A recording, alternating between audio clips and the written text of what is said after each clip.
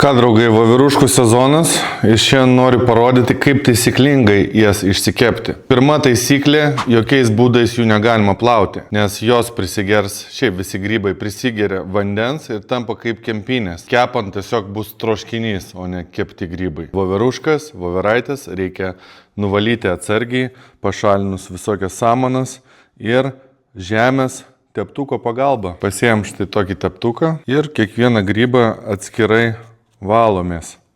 Suprantu, kad procesas gal ir ilgas, bet rezultatas jūs tikrai nudžiugins ir bus to vertas. Tai gerai, taisyklė numeris 2. Voveraičių nepjaustom. Norim išlaikyti natūralią grybo formą, todėl didelį grybą perplėšiam per pusę arba į 4 dalys. Mažus grybukus paliekam cėlus. Kepimui mums reikės keptuvės, rozmarino, česnako, druskos, pipirų ir aliejaus. Aliejaus nenaudosim šį kartą super kokybiško, extra virgin, kadangi keptuvę labai stipriai kaitinsim ir tiesiog nužudysim kokybišką aliejų dėl didelės kaitros. Naudosiu virgin aliejų, alyvuogių, bet ne aukščiausios rūšies.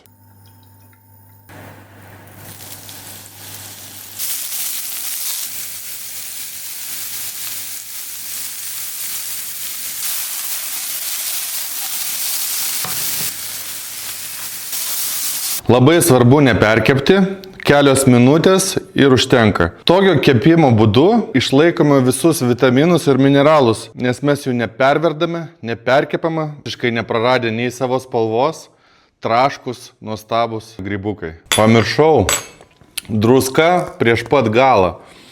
Kai iškepam, tada tik tai druskinam.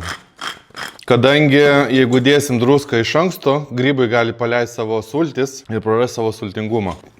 Pasaka. Bandykit, draugai.